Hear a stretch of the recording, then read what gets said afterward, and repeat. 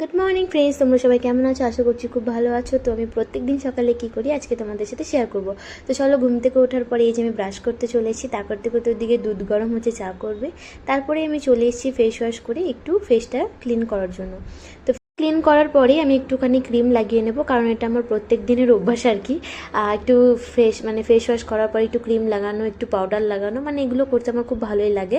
তো এগুলো একটু আমি করে নেব। তার করতে করতে ওদিকে চা রেডি হচ্ছে, গরম গরম চা সকালবেলা উঠে খেলে একটু ভালোই লাগে, কারণ যতক্ষণ না আপনি চা না খাবেন আপনাদের আই থিঙ্ক আমেজ আসবে না। আমারও সেই একই অবস্থা। তারপরে আমি এই যে একটুখানি চুলটা ছাড়িয়ে নেব, কারণ রাত্রিবেলা চুলটা বেঁধে শুই, তো সকালবেলা চুলটা না ছাড়ালে ঠিক একটা মানে খুব একটা ভালো লাগে না আর কি। তো আমার মানে চুল বাঁধতে আমি খুব একটা জানি না, এই ক্লিপ লাগিয়ে রাখি সব সময়।